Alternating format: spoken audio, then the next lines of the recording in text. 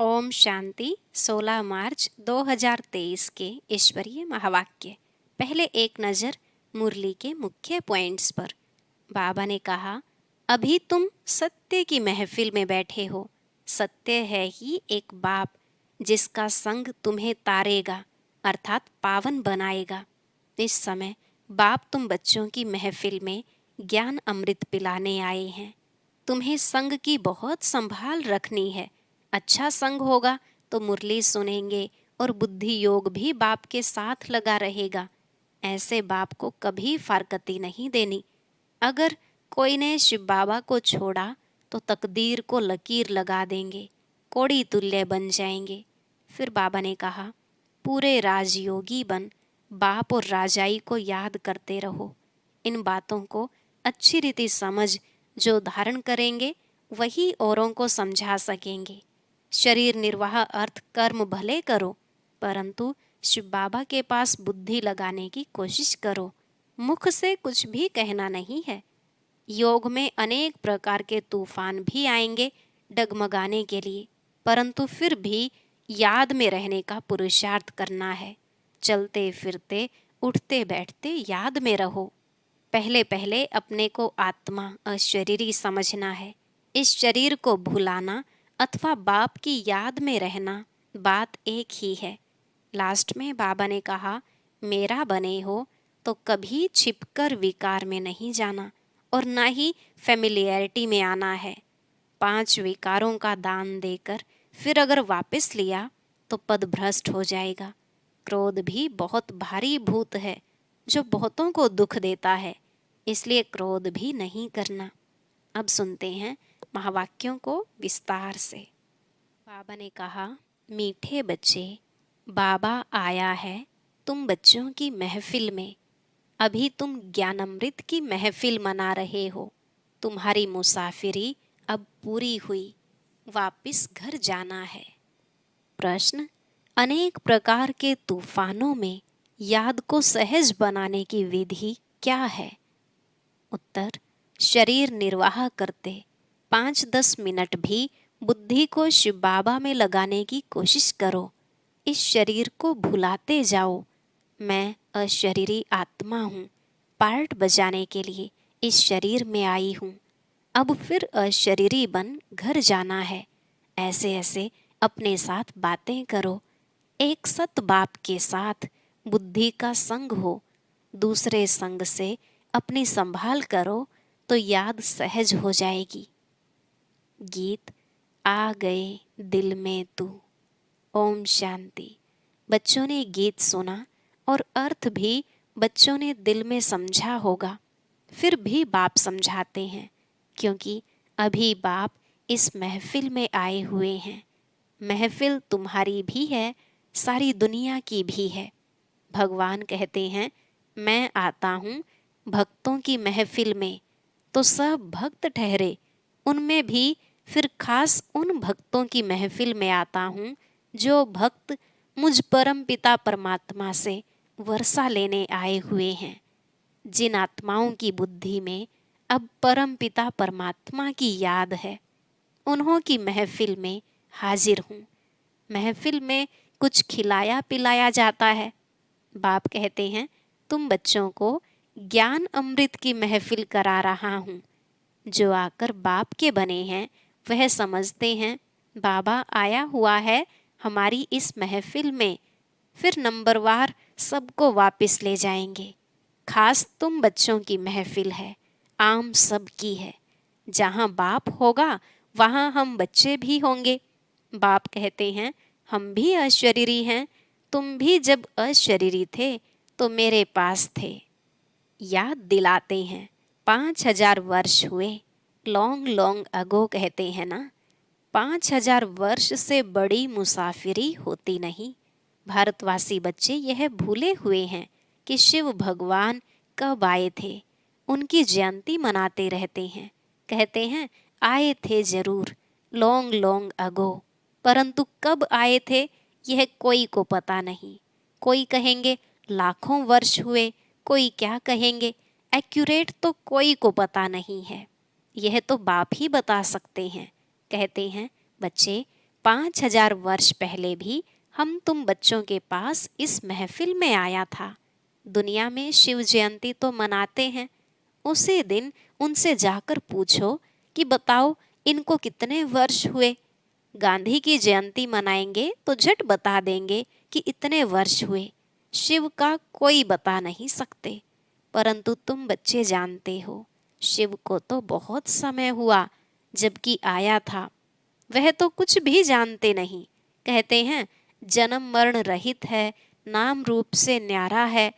अरे, नाम रूप से न्यारा है तो फिर जयंती किसकी मनाते हो? तो नाम रूप से न्यारा हो नहीं सकता। जरूर भारत में ही आया था, तब तो जयंती मनाते हो ना। फिर नाम रूप से न्यारा कैसे कहते हो? याद करते हो, परंतु वह कब आया था? जरूर भक्ति का समय जब पूरा होगा तब भगवान को घर बैठे आना पड़े। भगवान किस रूप में आते हैं यह कोई भी नहीं जानते। बड़ा चतुराई से कोई से पूछना है और फिर समझाना है। भगवान तो है निराकार। तुम उनकी पूजा करते हो, कहते हो हे परमात्मा, हे भगवान।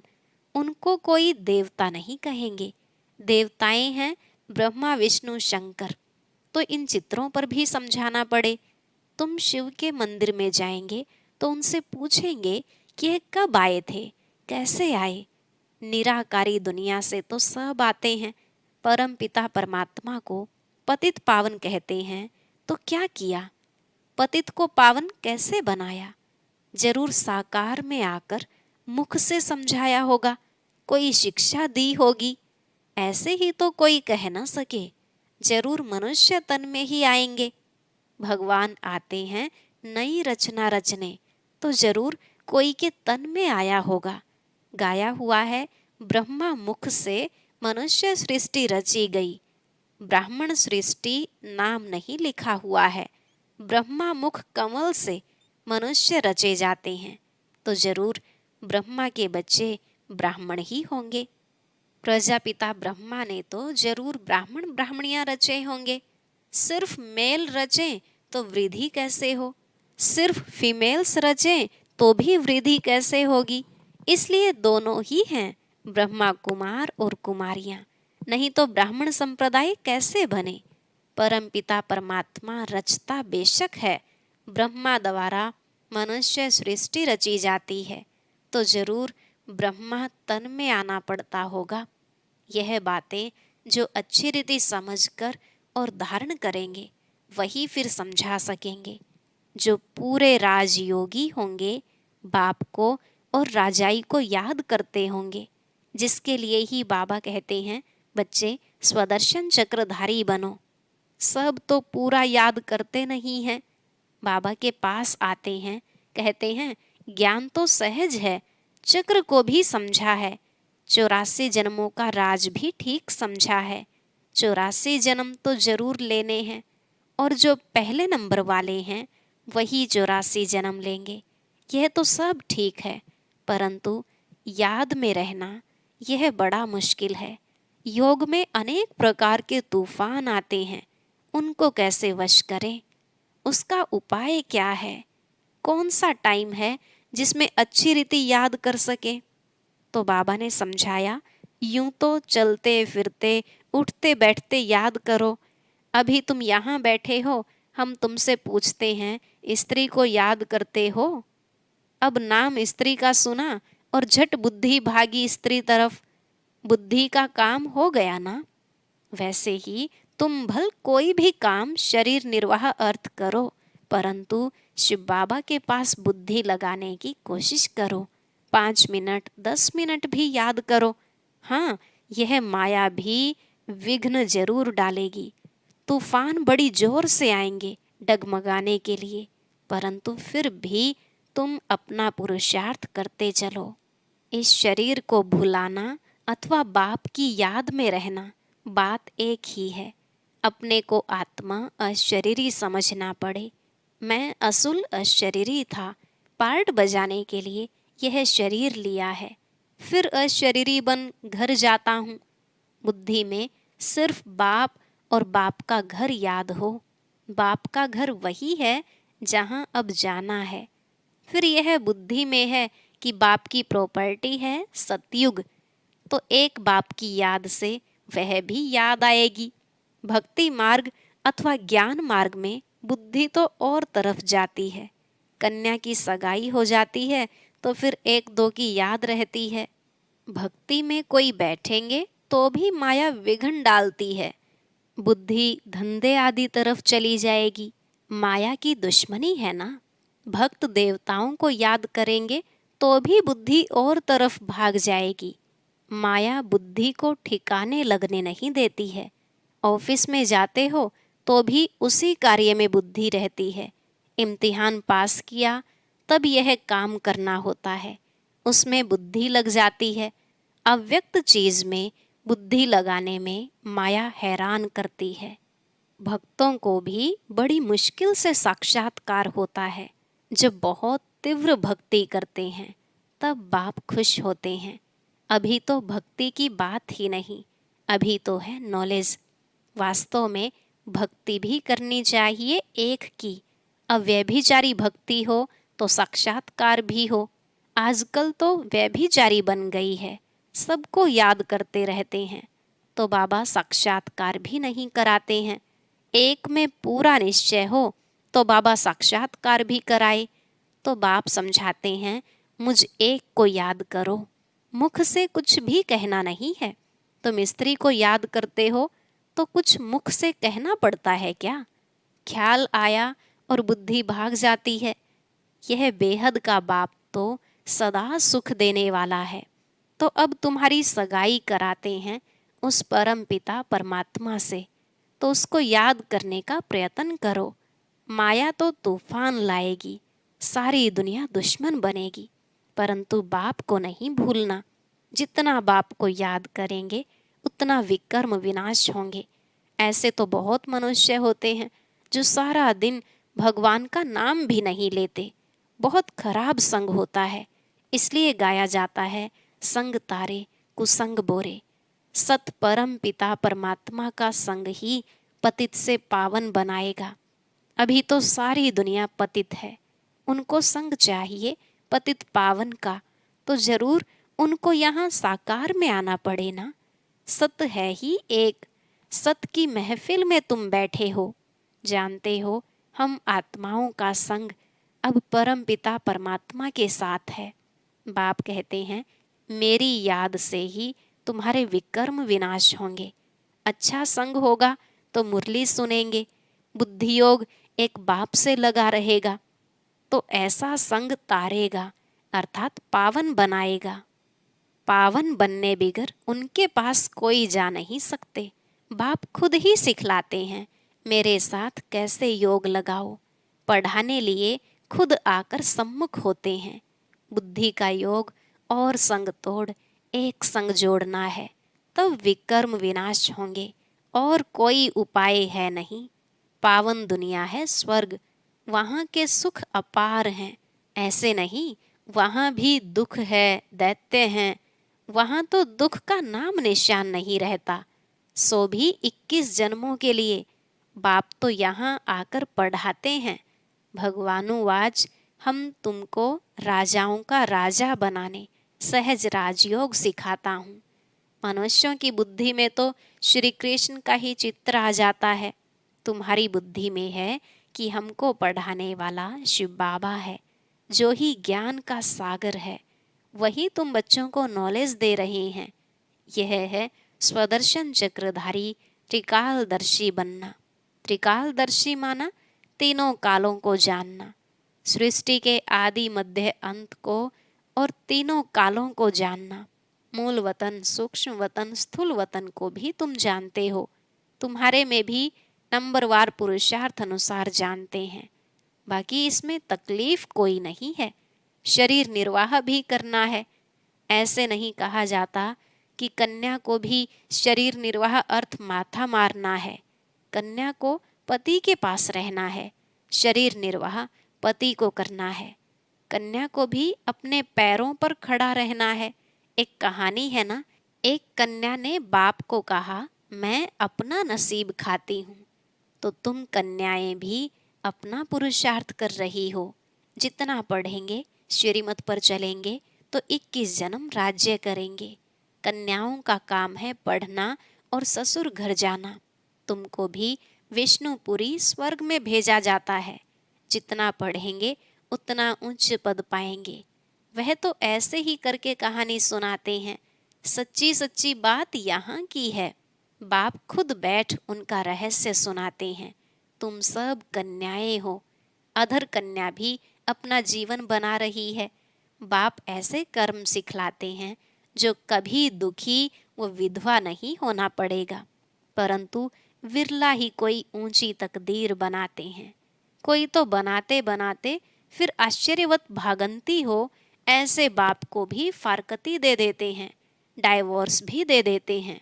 क्योंकि शिव बाबा बाप भी है तो पतियों का पति भी है। ऐसे बाप को बच्चे फारकती दे देते हैं, तकदीर को लकीर लगा देते हैं। सजनी है तो भी डाइवोर्स देने से कोड़ी तुल्य बन पड़ेगी। यह भी गाया हुआ है, आश्चर्यवत डाइवोर्स देवंती फारकती देवंती। जिस बाप से 21 जन्म का राज्य भाग्य मिलता है, उनको भी फारकती दे देते। कोई तो आकर बाप का बनेंगे, कोई फिर महामूर्ख भी बनेंगे, जो फारकती भी देंगे, डाइवोर्स भी देंगे। चलन से ही मालूम पड़ जाता है। विकार में जाते रहते, फिर छिप छिप कर बैठ जाते, फिर लिख भेजते कि बाबा भूल हो गई, क्षमा करो। अब 100 गुना दंड तो चढ़ गया, वह कैसे कैंसल हो सकता। सच बताने से आधा माफ भी हो जाए। इसलिए बाबा कहते हैं, छिपकर कभी विकार में नहीं जाना, न फैमिलियरिटी में ही आना है। क्रोध भी बहुत भारी भूत है, बहुतों को दुख देते हैं। बाप को 5 विकारों का दान दे, फिर वापिस ले तो पद भी भ्रष्ट हो जाएगा। अच्छा, मीठे मीठे सिकिलधे बच्चों प्रति माता पिता बाप दादा का याद प्यार और गुड मॉर्निंग।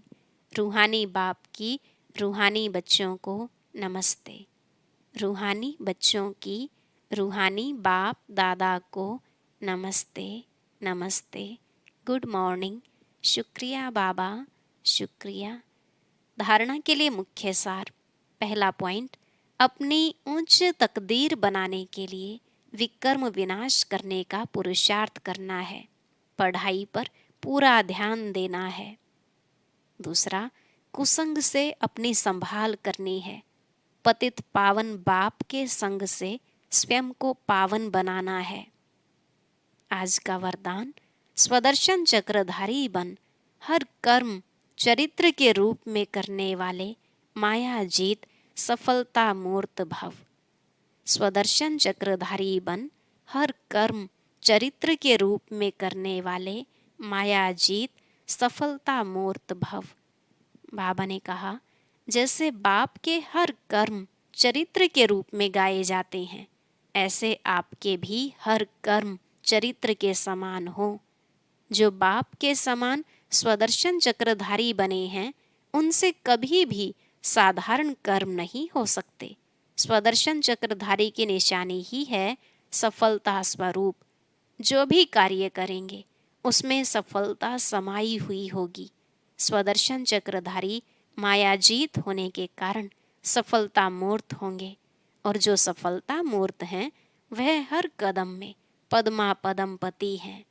स्लोगन, खुशी के समर्थ संकल्पों की रचना करो तो तन मन से सदा खुश रहेंगे।